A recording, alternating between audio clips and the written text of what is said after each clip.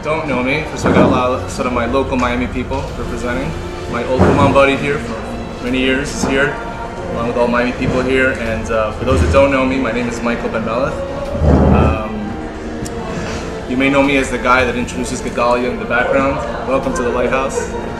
I also happen to have this tour program in Miami called the Lighthouse Project, which Baruch Hashem has done amazing things in the world of Kiruv, which you'll find out today, an amazing story that connects with that. And for the last several years also, Breslov Kramer, who I'm very privileged that he has come today to hear today's class. It's actually an honor that you're here. I've been teaching also Likutei Moharan for the past several years. More recently, I've been on the BRI website, or the YouTube site, started teaching there until a couple of weeks ago, 3.5 weeks ago to be exact, my house burned down in a fire. And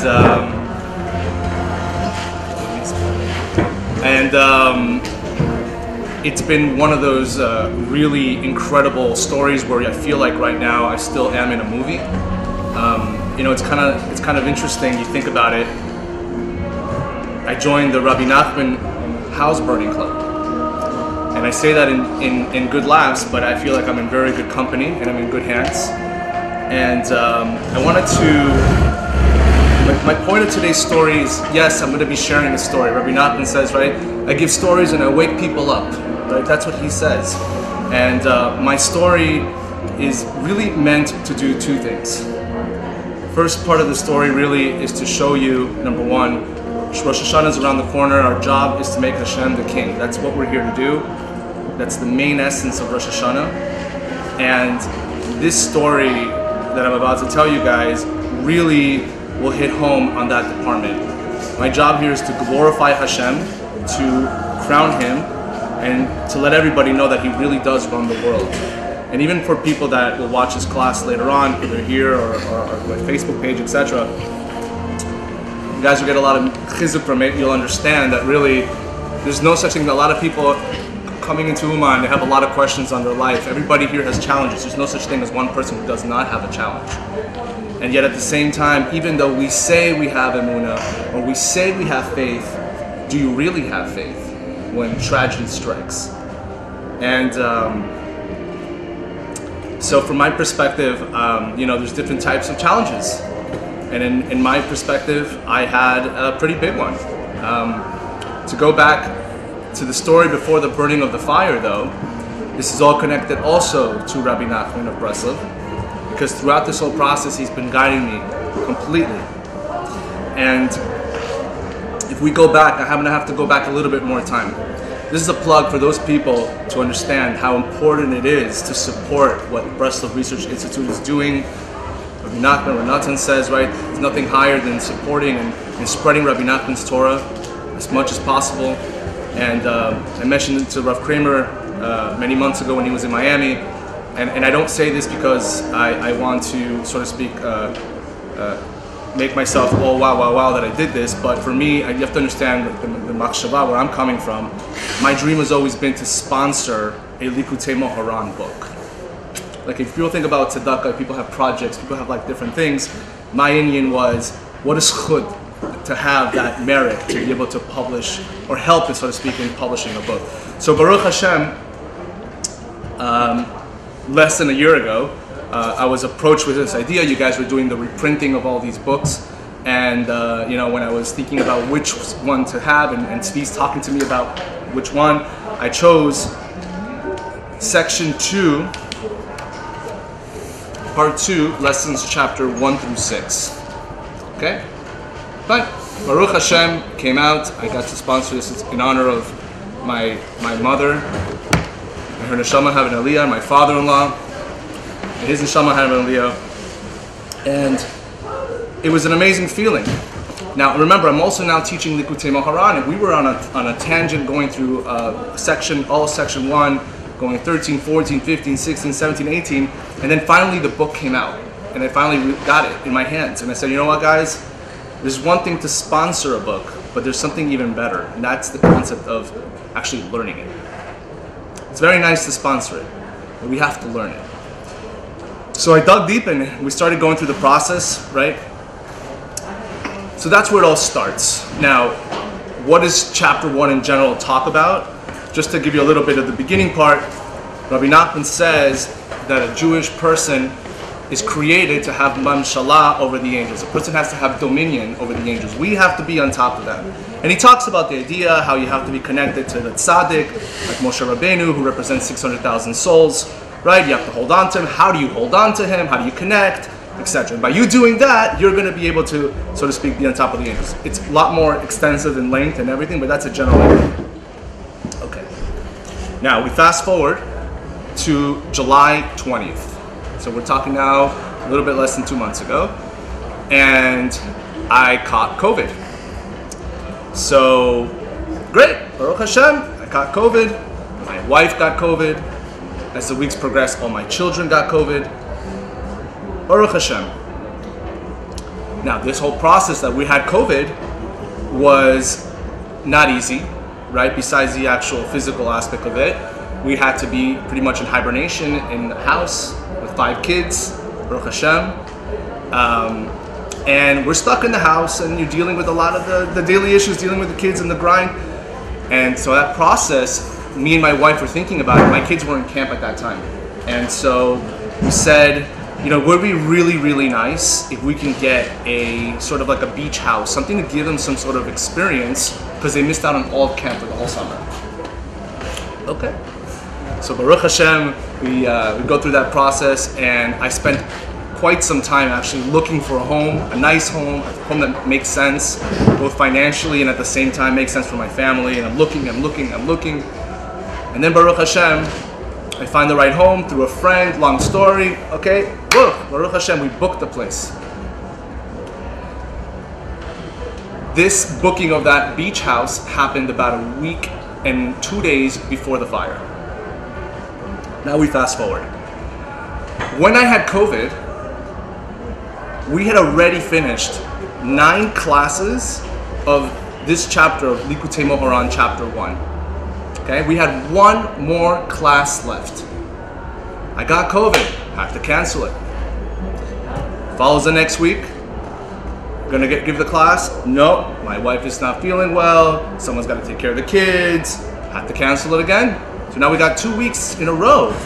I'm like, what is the Yetzer Hara doing here? Why is he not letting me finish this class? Okay, don't worry, we're gonna do it week 3. So normally the classes that we do at Lighthouse are on Tuesday nights. That's when we normally do it. So the fire, which happened on Wednesday night, is the next day. Tuesday night rolls around, and I'm, let's go. Now I'm gonna do this. Yes, we're gonna give the class, and then between just being pounded between, again, the kids are home, wife's having problems, work issues, it was like, there's no way I can give this class. There's no way. And I had to just swallow it. It is what it is, and okay, it's what Hashem wants. But I said, you know what? I'm not going to wait another week. I need to do this class. I will fight against the Yetzer Hara. Usually when you have Kedusha, the other side is pounding away. They want to bring it down. They want to take it away. So I told my wife, I said, you know what? I'm going to do it the next day. And she gave me the bracha, go do it. Okay, Baruch Hashem. So getting ready from the daytime, reviewing it. Comes the afternoon. 5 o'clock rolls around. One of my daughters is not feeling well. Now my wife has to, remember my kids are still at home. This one is COVID. Nobody can go out. My wife is home. She has to take one of the kids to the doctor. So now I'm home alone with the kids. Okay, everyone's gonna go on TV. I'm gonna still learn. Okay. All of a sudden, half of the power in my house goes out. So now you have no air conditioning. Half of the house has no lights. None of the appliances are working. I still have 4 kids in my house jumping all over me for help in anything. And I'm like, you got to be kidding me. Is this happening again? Like, you can't make this stuff up. So I told my wife, I'm like, you know what? Like, I don't know, I gotta do it. So I still did my best. I tried to, review the material as much as I could. And Baruch Hashem, with all that was going on, at 7:30 p.m. the electrician comes to my house. We call up, it's called FPL. That's the electric company from Miami. They come out. I meet with him. The guy says to me, oh yeah, it's something in the meter. It could be something under the ground, no problem. we'll take care of it, we'll bring you some temporary power. Okay, I said, Baruch Hashem, thank you very much, amazing. And I felt comfortable enough to say, look, honey, I'm gonna go to the shul where I give the class, and I'm gonna go do this. She said, okay, no problem. You have to understand, this is FPL. This is not like a regular electrician from Juan from Miami. This is like a massive company that knows what they're doing. Okay. Get to the class, my wife stays home with all my 5 kids. And then finally, I give the class to everybody. We actually go over the fact that we missed a couple of weeks, but it doesn't matter. We have to push hard. We can't give up. We have to do this. Baruch Hashem, we finished the class. We finished the class at 9:15 p.m. And usually one of the cute things that I do with my class is I create an online quiz format where literally we review the material and I ask them questions, and the winner gets books that I send them from BRI actually. It's a really amazing thing. And I'm getting ready now. We just finished the class, Mazel Tov, and I'm getting ready to set up the quiz online for everybody, and I get a phone call. And my daughter calls me on the phone, and still that screech, that scream is like rings in my head all the time.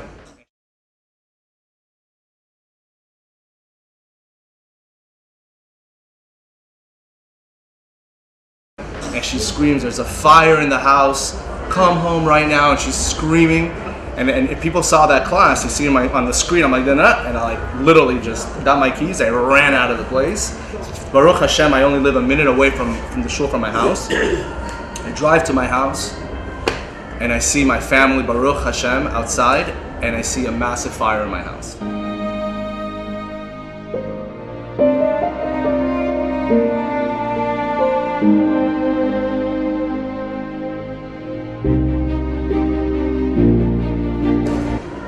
So the first thought is just to tell you, you have to understand, just alone, being tied to what I'm talking about, Likutei Moharan and Rabbi Nachman, right? I'm trying to give this class, can't do it, can't do it, can't do it. I push, push, push. Finally, I did it. I finished it, and I get a fire.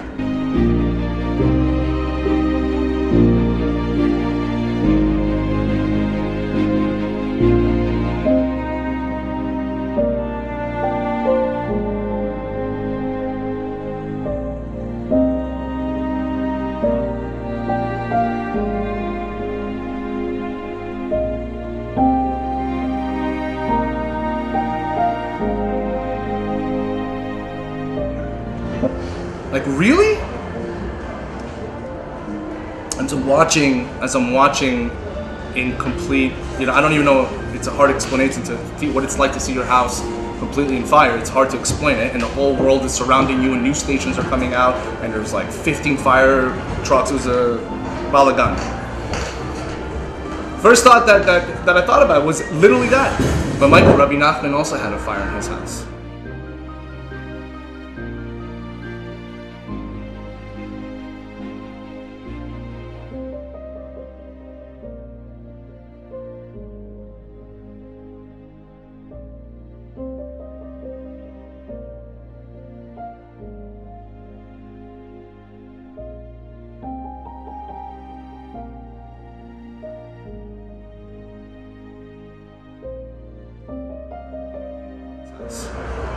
So that kind of, gave me some sort of, I said I joined the good club, I made it.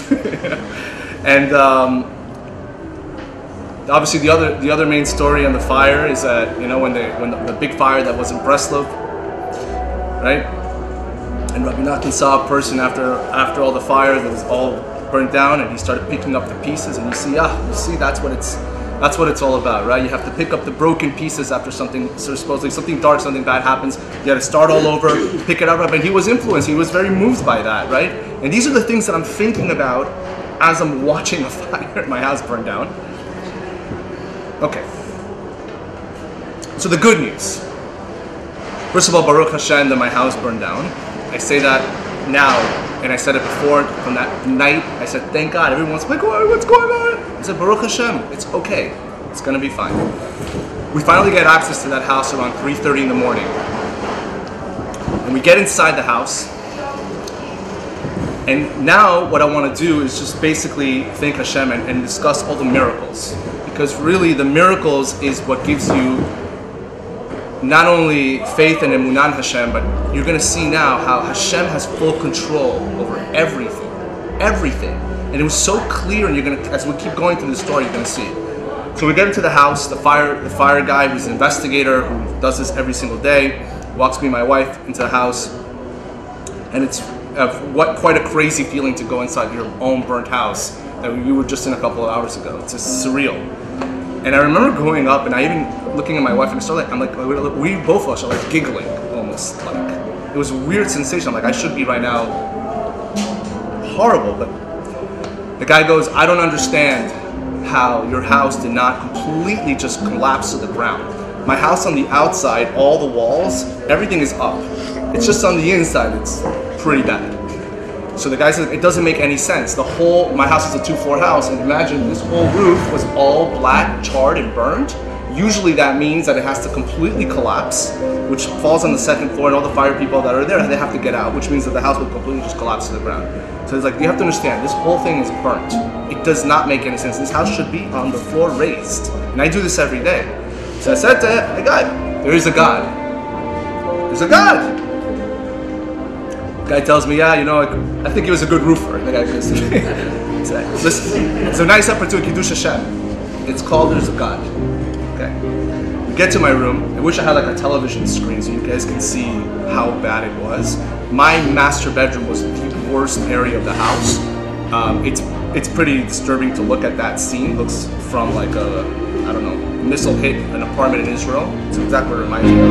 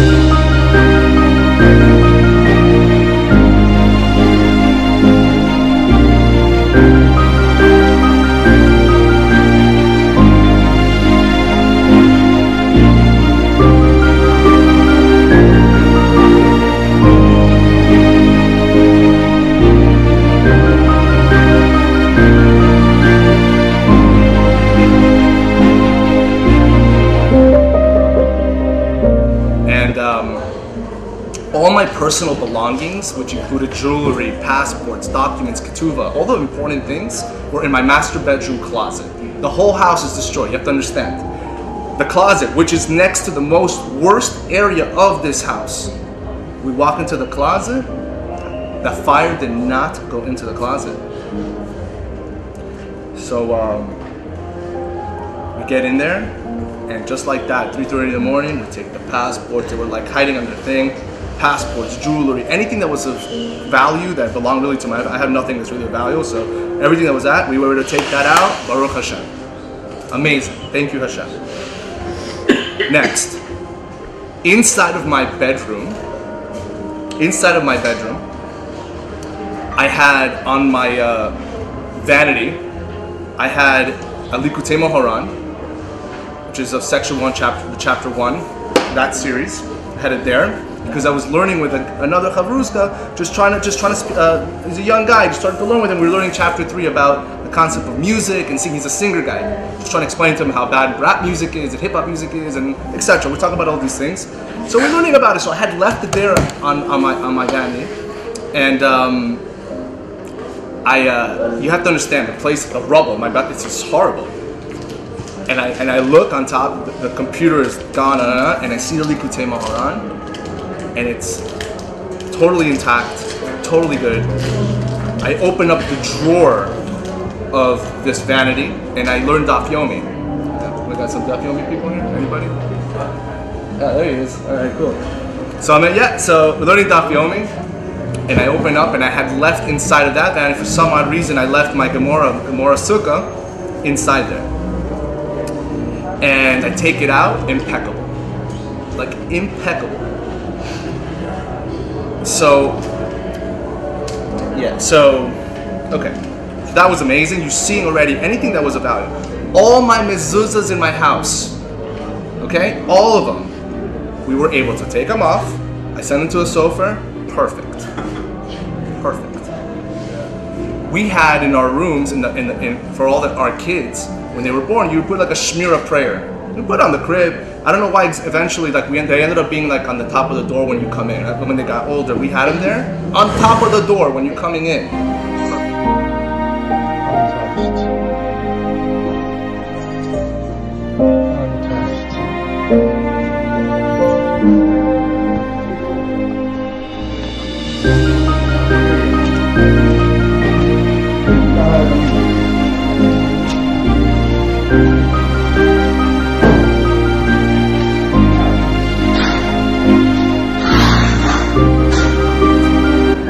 Including in my room, for some reason, I have a shmira prayer there. Perfect. Downstairs in my house, which is also got very wet, 50,000 gallons of water are poured into your house. By the way, the class is called Through Fire and Water. I wasn't going to talk about Reb Nelson's book. So I did experience fire and water in my house.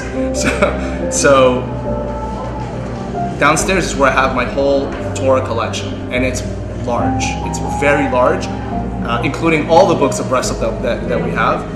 And I went downstairs.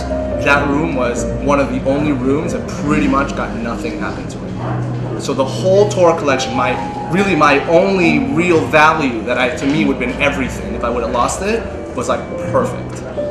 And in that room, so to speak, with all the Torah, protected. I had photo albums in there, anything of like the memories, all was saved. So my whole house is that. One more thing, the house is, you have to understand, the house is destroyed. If you want to tell me I have a furniture piece that I like in my house, is my dining room table. It's made out of railroad tracks, it's super beautiful. And that table, which is really, what is the person's table? It's your altar. Right? This is, as the Gemara said, today's altar is, this is where you eat. Perfect. Made out of wood. Made out of wood. Perfect. So you see how Hashem's messages were very clear. I need you to get out of this house, but don't worry. You're going to take everything that's valuable, anything that's important to you, anything that I know that deals with Kedusha and holiness, you can take that with you. Okay. So just taking a step back, thank you Hashem, again, for everything He's done so far on that level right there. Unbelievable. So you automatically feel, so the next day you wake up and you're like, wait, my house just burned down, right? It's hard to understand it, but at the same time, you see how Hashem now, He's like, I'm with you. Okay? Baruch Hashem, not that we wanted this, but the amount of pouring of support from the community, both in South Florida, worldwide. They started a GoFundMe for us. Tremendous amount of support and chesed from all around the world. Overwhelming. But again, you see God's like, and don't worry, we're going to take care of this, and we're going to take care of this. Don't worry. So I got that out of the way. Now, moving forward on all that, what about that beach house? We spoke about this beach house. Yeah? So we had planned this beach house a week and a couple of days before this event that happened. So now this event happened on a Wednesday night, and this beach house was a Sunday night, so 4 days later. So now we had a couple of days that we stayed in our mother-in-law's house. Well, not so easy regarding space, the kids, etc. And Shabbat comes around, finish Shabbat. Mind you, I have no clothes, which is a very strange feeling. I have no items on me, and it's okay. It's fine, right? It really is. It's fine. Sunday rolls around, and I'm like, honey, we have this Sunday vacation thing happening, right? So she's like, we made a decision. I get everything that's important out of the house. I hustled really hard on Sunday. Everything I told you that was important, we would take it out. Baruch Hashem, we have somebody here. Thank you so much. Who helped me put everything in storage. And Baruch Hashem, we were able to take off to go to this beach house 2.5 hours away from where we lived in Miami to spend a nice, good week there. We have no home. We might as well, right? So we go to this beach house. So when we got there, you have to understand, this house is my friend's house, so he gave us a really, really good deal.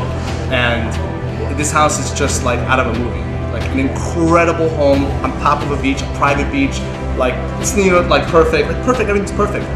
We get to this house, we got there at nighttime, so we go to sleep. It was my first night I got a good sleep in an easy week. I wake up in the morning and the ocean's literally on top of your face, and you're like, wow. It's like going from really, think about it, from the worst situation, ashes, to like, wow.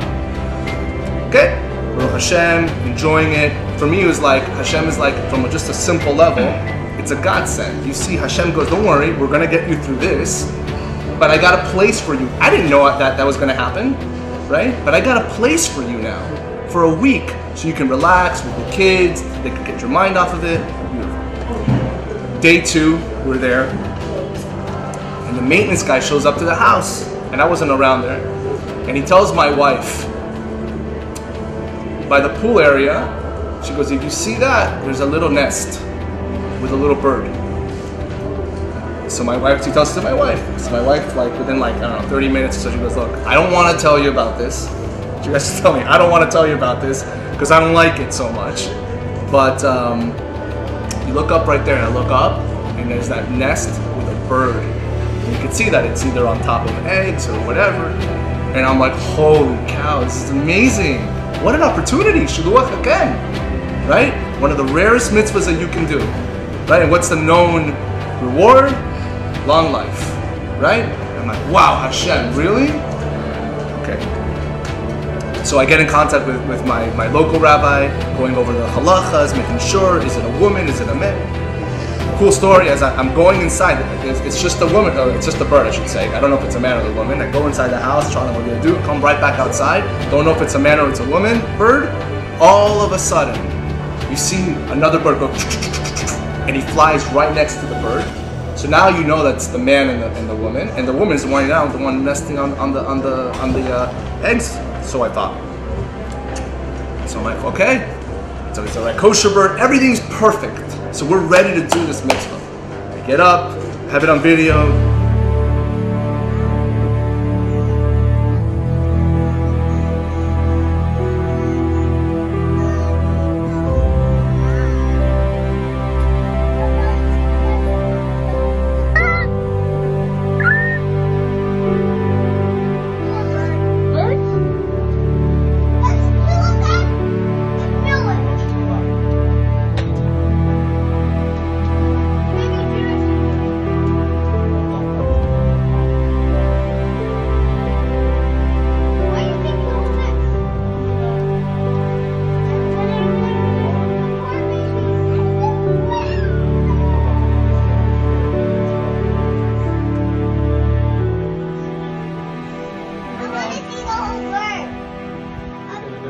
Guys, like you guys. Really? Look at that. I want to see it. Where are they? I can't see it. Yeah, I just see little strings. Aww. I can't see it. Oh, the little chicks. Let me put them back so mommy can come back, please. Do it. Bird goes flying. Baruch Hashem, everything's a pi halacha. I asked the rabbi, okay, what do I do now? The kinyan, I take the nest, up, down, 3 times. Okay, can I put it back? I can put it back, don't worry. What was in the nest? 2 birds that literally, 2 that just came out. You could tell that they were like right off the head. Unbelievable. Put it down. Okay. Thank you Hashem that I was able to be zochet to do such an incredible mitzvah. We spent the whole week in this place. Unbelievable week. We get back to Miami, and now reality is starting to set in again. I was in La La Land for a week, and now I'm here and I'm in Miami. And there's so much to do. It's very overwhelming. Yeah, a lot going on. I get a message the night that I'm going to give my Likutei Moharan class, starting the new chapter, chapter 2. Okay. By the way, I do want to remember. I don't want to forget this. When that night of the fire, when I was reviewing the whole chapter quickly because I'm going to finish it off, I'm going through it. And what was in that chapter? It talks about the story about Rav Amram Bisr.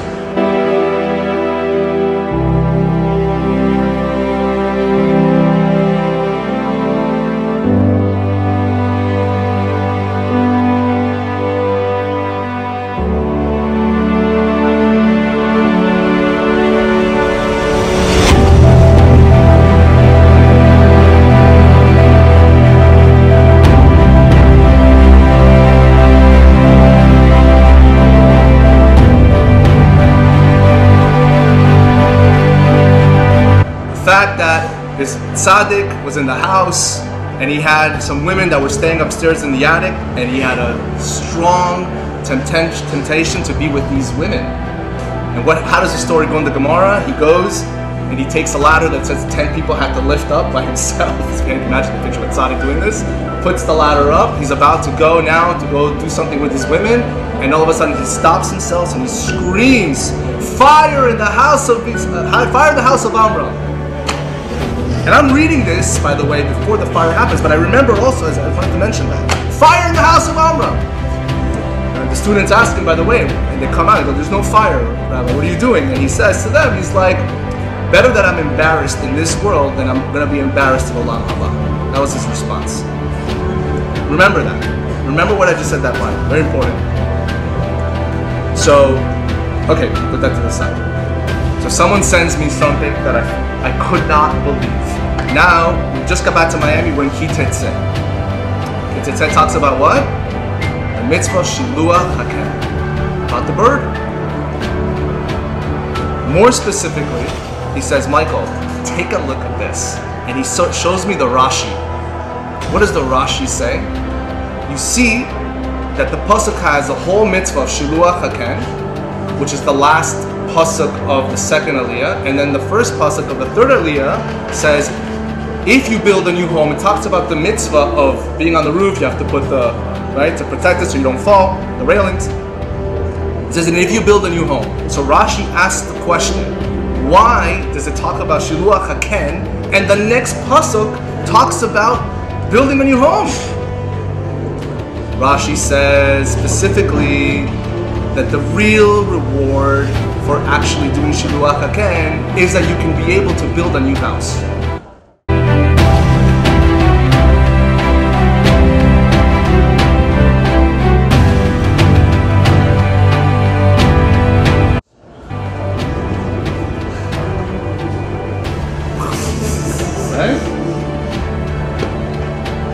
So let me get this straight. Let's go back. You have to understand how this all works. Let's move backwards now, and you see how Hashem guides. First of all, we had COVID. We had to get COVID, number one, so I can be here today to speak to you all today. Because if I did not have COVID, I have news for you. Chances are this would have been a battle to the finish with my wife about being able to.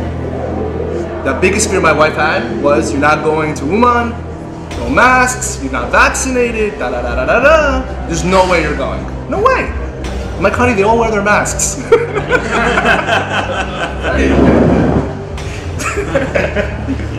So when I got COVID, she goes to me, you're so lucky. You're so lucky. And I said, Baruch Hashem, you see? In my mind, I'm thinking, thank you so much, Rabin. I prayed for this. You prayed to go to Uman. And it had to come through COVID so I can go to Uman.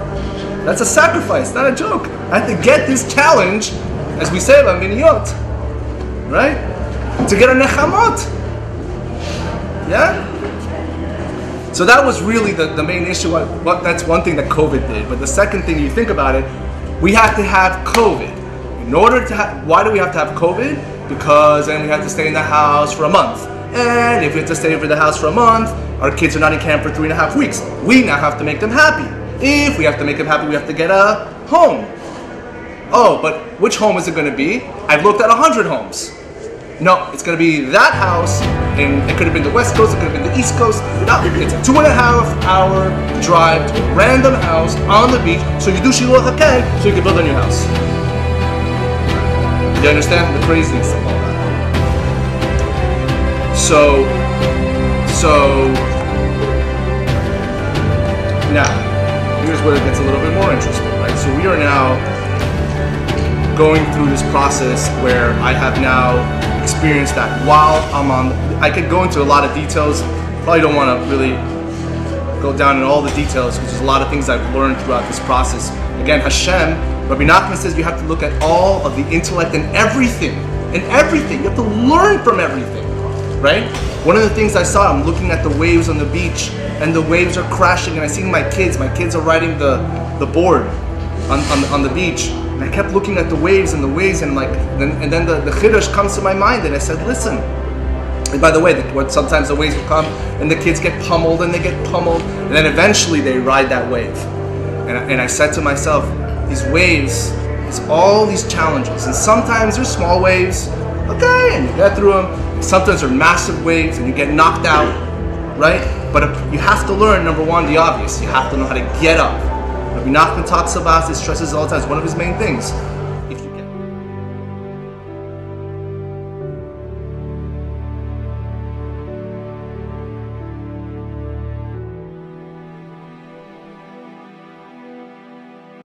If you get knocked down, just get right back up. Reset button. How many times do you have to reset every single day? Right? That same idea. Waves are crashing down, get up. However, what is that mechanism that you can use to ride the waves? From a beach perspective, on the ocean, use a board. What is the board version on a spiritual level? It's called emunah. Emunah is that board that helps you to ride that wave. And when you ride that wave with emunah, it's the best feeling. When you take that board and you're able to take through Mother Nature and be able to ride it down to the sand, it's the most amazing feeling. You're feeling like that's emunah. When you can take these challenges and be able to ride it, and it's hard to say this, but almost enjoy the process, that is an incredible feeling. On top of that, connect with the idea that Hashem is with you. You have to know that. And sometimes we get so caught up in, Rabbi Nachman always talks about these things. Oh, like business-wise, or it's us, or had I said this, or Hashem is running every second of your life, and we seem to forget this. And we're going into Rosh Hashanah right now, right? And this is the time we're asking Hashem for whatever we need.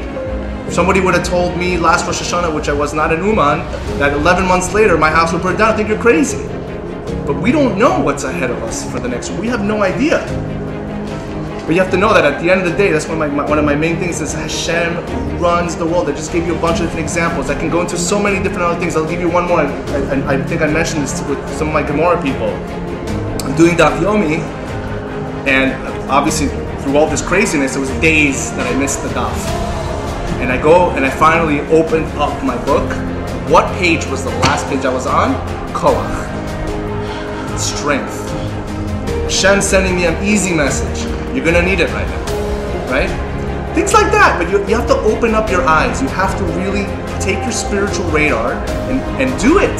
Use your eyes. Use your common sense. Use your da'at. Ask Hashem for da'at. Right now you're here by Rabbi Nachman in the presence of the tzaddik. Ask him for da'at. So you can see what messages. Hashem is sending you messages all the time. Is our transmitter working? I don't know. It depends where you're at. Baruch Hashem, these are my gifts. I say Hashem gave me gifts. I see it. It's obvious to me. Now we're here in Uman, right? There's many more things, but I know you got to go to the rabbi. I know you got to go to the class, but I want to leave you with something that if I couldn't finish the story in a better way, I don't know what to tell you because it happened today.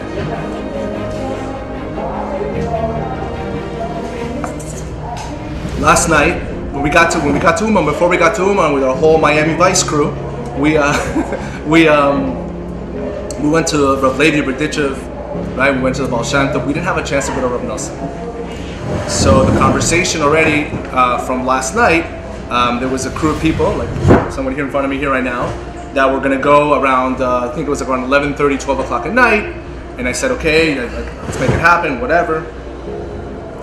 And I was getting ready to go. It got a little bit delayed. And then eventually I was like, you know what? I'm just going to ride it out. I'll go to sleep, wake up at 3 in the morning, start the morning process all over again. We'll figure it out. I'll go with a different group. We'll go at 8 in the morning. Fine. Baruch Hashem, that's what we did. I last second decision, I did not go with this group. Very important that I say that because I could have just told you, oh, I went at 8 in the morning and this happened. But really, it was a last second decision. He has no idea about this story, so I'm going to say something that's crazy. We get to Rav Natan. We do what we have to do there, and incredible experience. And I was the last one to leave. Everybody already had went downstairs. I sit a little longer. I'm praying for people there, etc. I go downstairs. The big steps and going down. Everybody's already in the car for like at least 10 minutes. I get down. And all of a sudden, the car goes and just pulls up right at the bottom part of the step. And the guy gets out of the car. He goes, Michael. I said, yes. And he goes, I watch you all the time with Lighthouse. I love your classes. And I'm like, okay, thank you. And he's like, I'm like, what's your name? He tells me his name. I'm like, where are you from? And he's like, oh, I live here in Breslov. Guys, I gotta tell you something unbelievable. I'm coming down the steps from Reb Noson's kever, and then I find this young man over here. And he stops me. He's here in his car with his 2 kids. And he says to me, he comes out of the car, and he comes and gives me a hug, and he says, I need to say hi to you. This young man, Vladimir, lives literally, can you see it from here? We can't even see it from here, but just know he lives like all the way up there, right past Reb Noson's grave, right? People live there. Yeah. Like, how far a walking distance are you from that? 5 minutes. 5-minute walk from Reb Noson's kever. My house, yeah. Maybe. So like, you like live in Breslov? Yeah. Is there a fire in your heart? Breslov, heritage. You hear that, guys? Local Breslov, still living here. Your family goes back for the years, or you just have to live here? We live here. From I born here in Breslov. Unbelievable. And anyways, the crazy part here, the craziest part, he says to me, I listen to your classes. What? That's crazy. Small world, I guess. I don't know. Anyways, next time I have a class, can you like live stream it from Reb Noson's kever? Yeah, you can just play the class and you can listen to it. I'd like to, give him a little bit of chizuk. Yeah. I'm giving him chizuk. He gives me chizuk. All right. I just wanted to show that to everybody. That is unbelievable. These kind of the things that are happening right now is just mind-boggling. But you know what? The spiritual world is closer than we know. And B'ezrat Hashem, we should be continuing to see Matzliach and helping many, many people all throughout the world, even here in Breslov. Thank you.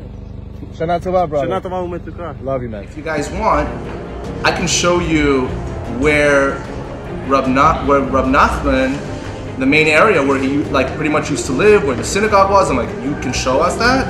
Every time I've been, let's say 5 times to Breslov, it's just Reb Natan, get in the car, we're going back home. This is a local guy who lives in Breslov, young guy, 33 years old, beautiful guy. I said, okay. We'll follow you. So that we take the driver, we follow him, not that far away.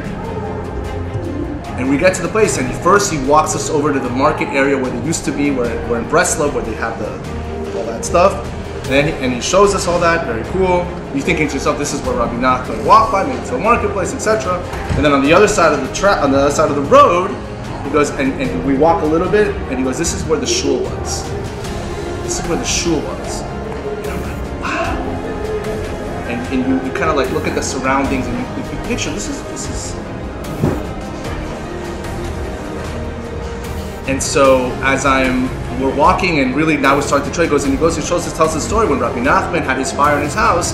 He went from his house and he ran past the synagogue, and then you see going. He goes go past the synagogue, you go down, and he went up to the hills and he overlooked the city of Breslov was on fire. It's right there.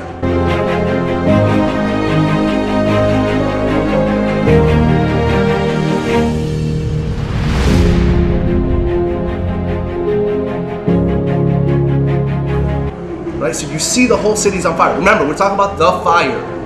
This is relatable to me. Okay? This is about my life right now.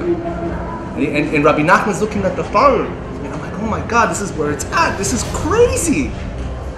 And then he says, you see all this here? He says this. He shows me like a bunch of blocks of some of it was like brick style, some of it was rocks, combination of different things. He goes, this is the foundation of the shul. You could see here how it starts here, and then people started trying to steal these pieces, but we, as the Jewish community of Breslov, we have it now protected, but they can't take this. Okay. He goes, but if you want, you can take a piece of the brick.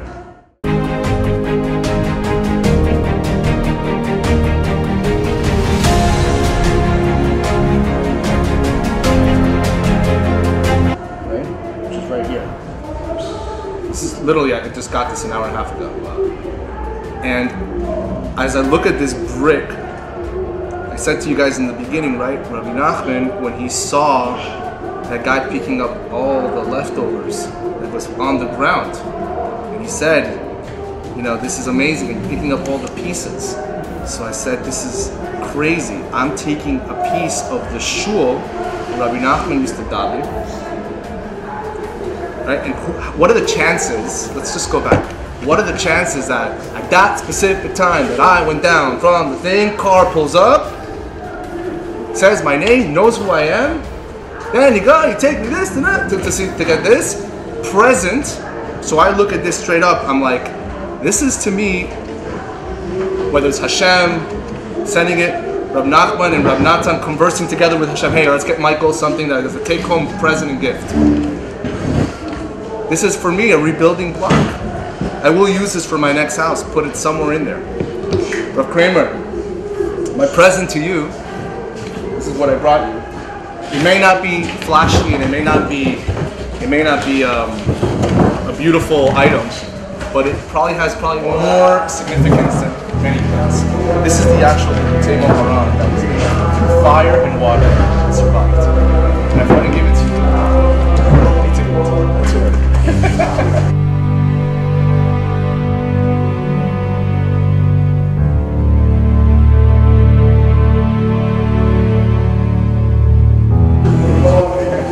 Fire and water. Fire and water. Appreciate it. He's gonna get that book. But this is the actual book that survived the fire and the water. So I just want to leave off with that note that Hashem runs the world, as you can see, and just gotta pick up the messages. And like I said, you cannot make this stuff up. This is today. I didn't have this in my story today, but the story continues. Meaning, I don't know what's next. I don't know what's going to happen in my life next. But at this point, I'm completely bittled and nullified. What do you want, Hashem? So I'm here in Uman. What do you want? You tell me what you want, and I follow. And you see, like, as an example of this. The more I think about it, I go crazy because it's like crazy. But at the same time, it's quite overwhelming. But I want everybody, the essence of today's class is really, it's a nice story. Thank you, Michael. Wow, good for you. Amazing. It's really not about that. It's Hashem runs the world. He's the king. We have to crown him tomorrow. It's Rosh Hashanah. We need to hunker and think about the fact that he runs every second of our life. And if we can understand what happened on a personal note to me, think about it in your lives. Think about all the things that Hashem does for you. Thank Hashem for everything. And by the way, I didn't get to say this, now that I think about it, but I wanted to tell you one more thing. Likutei Moharan is guiding this whole situation. This is crazy stuff. I wish Rabbi would have heard this, but I'm going to tell you one more thing. Do you know what do you call an electrical company? Hashmal. Hashmal. What's a Hashmal? What is Hashmal? Hashmal are the fourth league of angels. What did I start off saying? The Jew is created to have dominion over the angels. That's the first part of this chapter. Do you know what the second part of the chapter was? Chapter 2? Which I started teaching a couple days after the fire, had the strength to do it. What are we talking about? Which is what I've been doing all along anyways. Rabbi Nachman says, Bimei hoda'ah ze bechinat shel shua olam haba, ki ze ikar shua shel olam haba, lehodot ulehalel lishma gadol bareh. The days of thanksgiving is the delight of the world to come, because the whole essence of the delight of the world to come is to thank and you praise Hashem. And in this chapter, what is he talking about? If a person gets saved from the four dangers, which was one of the ones that I'm reading. If you were saved from a danger, you have to say Birkat HaGomel, right? And then later on in the chapter, he talks about how when a person's going through trouble and challenges in a big moment, your heart starts beating fast. The blood rushes up to your heart and it hurts your heart, right? When I was looking at that fire, when I read it, I was like, okay, stop it, and close the book. Why? Because when I was having that fire, I told my brother, and I would say I was pretty calm. My heart was hurting me like crazy. I told my brother, my heart is hurting me. I don't understand. It's in the book.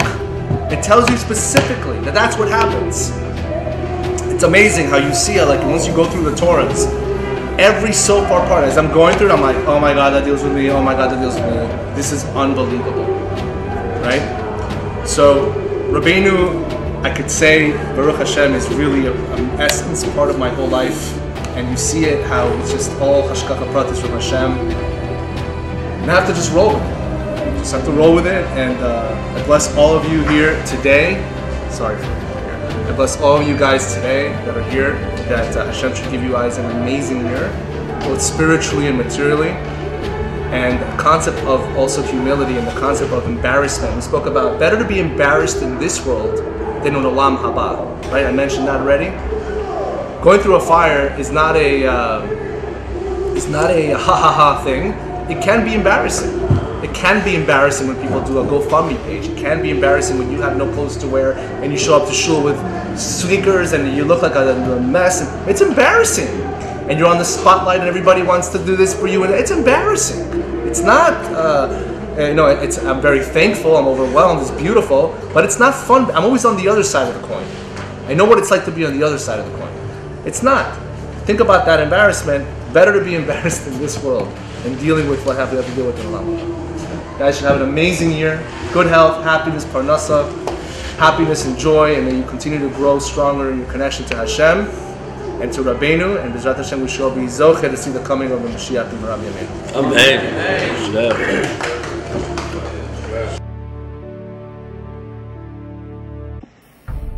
Hey everybody. Welcome to my bedroom.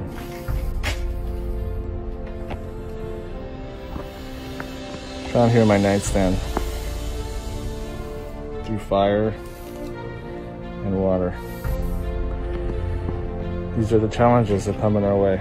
This house just went through all that. But Baruch Hashem will come out stronger. With Hashem's help, only pure bracha will come from this. Much love.